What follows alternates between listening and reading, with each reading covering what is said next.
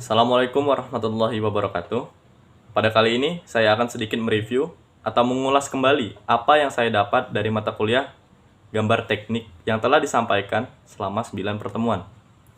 Sebelumnya izin saya memperkenalkan diri. Nama saya Muammar Afif dari tingkat 2 Prodi TMP, jurusan Pertanian dari instansi Polbangtan Bogor. Baik memasuki pertemuan awal, yaitu pada pertemuan pertama dan kedua. Materi yang dibahas adalah mengenai konsep awal gambar teknik. Mungkin sebagian orang awam bertanya, apa itu gambar teknik? Gambar teknik merupakan bahasa yang universal untuk menyampaikan atau mengkomunikasikan ide atau gagasan dari pembuat gambar kepada audiennya. Jadi, pembuatan gambar harus jelas dan dapat diserap, difahami, dan dimengerti orang lain. Gambar juga memiliki pembagiannya. Pada materi ini, gambar dapat dibagi menjadi dua, yaitu gambar artistik dan juga gambar teknik. Yang pertama adalah gambar artistik. Memiliki definisi, yaitu sebagai sarana bagi seniman untuk mengekspresikan ide dan imajinasinya. Sedangkan gambar teknik, seperti yang dijelaskan pada awal tadi, yaitu bahasa universal untuk mengkomunikasikan ide teknik atau representasi desain yang akan dibangun. Ada 4 prinsip dasar pada gambar teknik. Yang pertama adalah ketepatan. Dengan kata lain, komunikasi tentang desain harus tepat dan akurat. Kedua, kerapian. Kerapian ini mencakup keseragaman garis, huruf, dan angka. Detail yang ada pada gambar, kebersihan, dan peletakan gambar. Ketiga, yaitu kejelasan. Maksud dari kejelasan adalah gambar yang kita buat dapat mengkomunikasikan semua informasi. Jadi informasi yang tertera pada gambar harus tepat dan detail. Lalu yang terakhir, keempat, ada kecepatan. Kecepatan produksi gambar adalah untuk mendukung proses produksi atau manufacturing. Selanjutnya ada materi tentang perlengkapan yang harus disediakan untuk membuat gambar teknik. Adalah kertas gambar, pensil, penggaris, jangka, pena gambar, mal atau sablon, dan terakhir ada meja gambar. Sedikit pengertian dari benda-benda di atas. Yang pertama adalah kertas gambar, merupakan media gambar pada gambar teknik. Kertas yang baik adalah pada saat dihapus tidak meninggalkan bekas. Selanjutnya ada pensil. Tentu saja pensil gambar ini memiliki kegunaan untuk media tulis dan pembuatan gambar. Pensil yang biasa atau umum digunakan adalah HB dan 2B. Lalu ada penggaris. Kegunaannya adalah sebagai media ukur penggambaran. Penggaris yang digunakan pada praktikum yang dilaksanakan kemarin adalah penggaris biasa, penggaris siku-siku 90 derajat, dan penggaris segitiga sama kaki. Kemudian ada jangka. Jangka adalah sebagai media pembuatan lingkaran yang sempurna. Pada jangka juga dapat kita atur seberapa besar atau kecil lingkaran yang akan kita buat. Setelah itu ada pena gambar. Pena gambar atau dengan sebutan lain technical pen atau rapido adalah pena khusus untuk kebutuhan menggambar umum. Lalu ada mal atau sablon, adalah alat bantu untuk bentuk-bentuk khusus dan sebagai media pengkonsistenan tulisan pada gambar. Terakhir ada meja gambar, yaitu meja yang biasanya digunakan oleh para arsitek yang mempunyai permukaan halus dan rata. Pada pertemuan 1 dan 2 ini juga mempelajari tentang dasar pembuatan garis yang mencakup tentang cara dan arah menarik garis-garis, bentuk dan tebal garis standar, dasar pembuatan huruf dan angka, aturan penulisan huruf dan angka.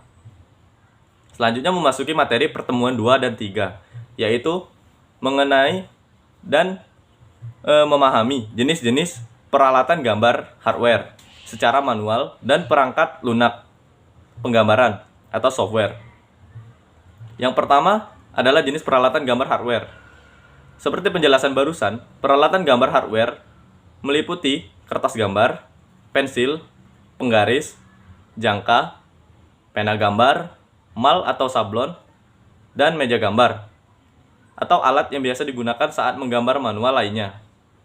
Selanjutnya untuk jenis peralatan gambar software adalah teknik dasar menggambar menggunakan komputer. Misalnya menggunakan aplikasi SolidWorks yang pernah dipraktikkan pada pertemuan-pertemuan sebelumnya.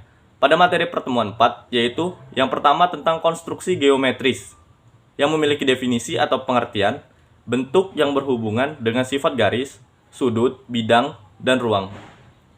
Lalu penyajian gambar 3D, yang mencakup tentang proyeksi aksonometri, proyeksi miring, dan proyeksi perspektif. Selanjutnya memasuki pertemuan 5 tentang gambar proyeksi dan mengenal pandangan proyeksi penyajian benda 3 dimensi pada dua dimensi. Ada 6 macam-macam proyeksi. Yang pertama ada proyeksi aksonometri, lalu proyeksi isometri, kemudian ada proyeksi dimetri, proyeksi trimetri, proyeksi perspektif, dan proyeksi tak langsung. Gambar ortogonal atau gambar pandangan majemuk digunakan untuk memberikan informasi yang lengkap dan tepat dari suatu benda 3 dimensi. Benda diletakkan dengan bidang-bidang sejajar dengan bidang proyeksi. Proyeksi ortogonal tidak memberikan gambaran lengkap, hanya dari satu proyeksi saja. Terdapat 3 bidang proyeksi yang diambil dari 3 bidang tegak lurus dan bidang bantu jika diperlukan. Kemudian ada proyeksi Eropa, disebut juga proyeksi kuadran pertama atau sudut pertama.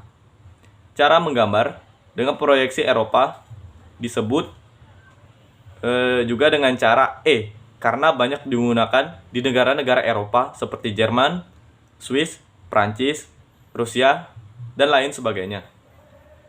Kemudian ada proyeksi Amerika, disebut juga proyeksi kuadran ketiga. Bidang proyeksi berada di antara pengamat dan benda. Untuk memproyeksikan benda pada bidang proyeksi, benda seolah-olah ditarik ke bidang proyeksi, sehingga garis sinar proyeksi ditarik menuju ke bidang proyeksi. Setelah itu, pada pertemuan 6, gambar potongan adalah menggambar bagian-bagian mesin yang tersembunyi atau di bagian rongga-rongga di dalam yang tidak terlihat secara langsung dari luar. Perlu garis gores yang menyatakan garis tersembunyi. Manfaat potongan adalah menjelaskan bagian-bagian benda atau mesin lebih detail, menjelaskan bagian dalam yang tidak terlihat langsung dari luar atau pandangan utama, mengurangi penggunaan garis putus-putus atau pandangan tersembunyi pada gambar, menjelaskan dimensi atau ukuran bagian yang tersembunyi. Lalu pertemuan 7 adalah mengenai aturan standar pemberian ukuran, skala, dan penyajian gambar. Gambar teknik harus dapat meneruskan atau mengkomunikasikan keterangan-keterangan secara tepat, akurat, dan objektif sehingga tidak menimbulkan kesalahan atau keraguan dalam penafsiran. Ketepatan atau keakuratan bentuk dan dimensi adalah hal yang paling penting dalam gambar.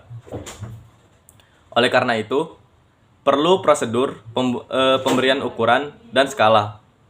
2 macam ukuran, ukuran dimensi linear dan ukuran dimensi geometrik.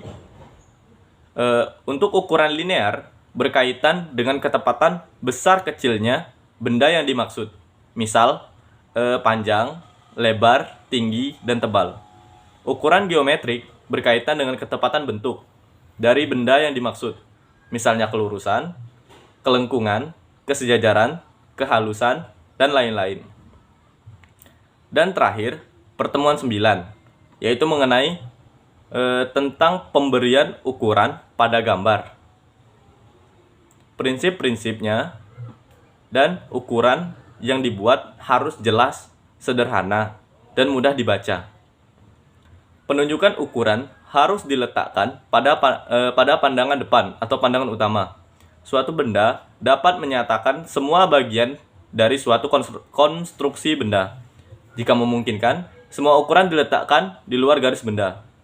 Ada yang namanya functional dimension atau F, atau ukuran yang berfungsi, yaitu ukuran yang mempunyai fungsi untuk pertimbangan pemasangan atau assembly.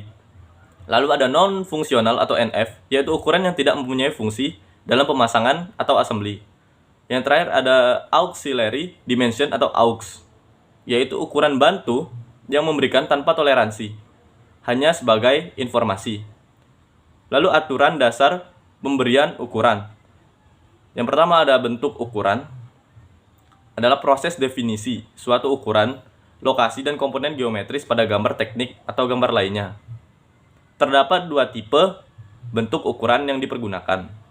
Yang pertama, dimensi ukuran, yaitu ukuran dari komponen geometris dan dari suatu bagian diameter silinder atau lebar sebuah lingkaran atau lubang. Lalu dimensi lokasi, yaitu penempatan semua komponen geometris yang mempunyai hubungan satu sama lainnya, atau jarak bagian tepi dan pusat suatu lingkaran atau lubang. Mungkin sekian dari saya.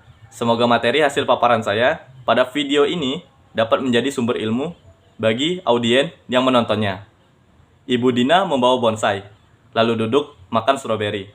Video saya telah usai, saatnya saya undur diri. Wassalamualaikum warahmatullahi wabarakatuh.